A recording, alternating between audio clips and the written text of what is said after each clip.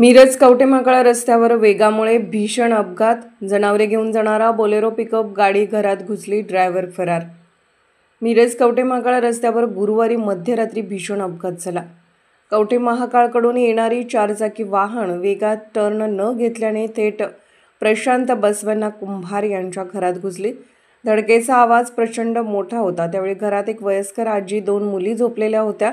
सुदैवाने मोठी जीवितहानी टळली असली तरी घराचं मोठं नुकसान झालं आहे। घटनास्थळी पोलीस हवालदार भटकर, शिपाई वसमळे तसेच डायल 112चे चालक पोलीस शिपाई सूर्यवंशी यांनी तात्काळ धाव घेऊन पंचनामा केला। स्थानिक माजी सरपंच तानाजीराव पाटील, उपसरपंच बच्चूदादा चाळके, अंकुश एकुंडे, सुरेश कोळेकर, सोन्या, सचिन निंबाळकर, राहुल जाधव, चेतन कांबळे यांच्यासह गावकरी मोठ्या संख्येने घटनास्थळी उपस्थित होते।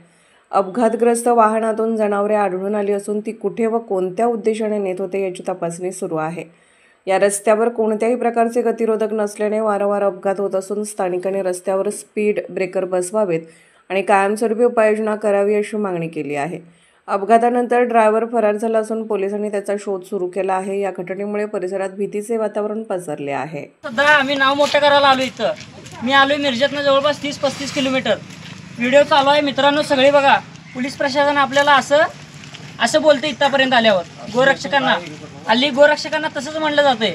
गोरक्षक गाडी लोकांचे पैसे घेतात आणि इथं साहेब आल्यावर आता असं म्हणायला लागल्यात। आतल्या जनावरांची संख्या सांगा। जनावरांची संख्या 8 आहे। जनावरांची संख्या 8 आहे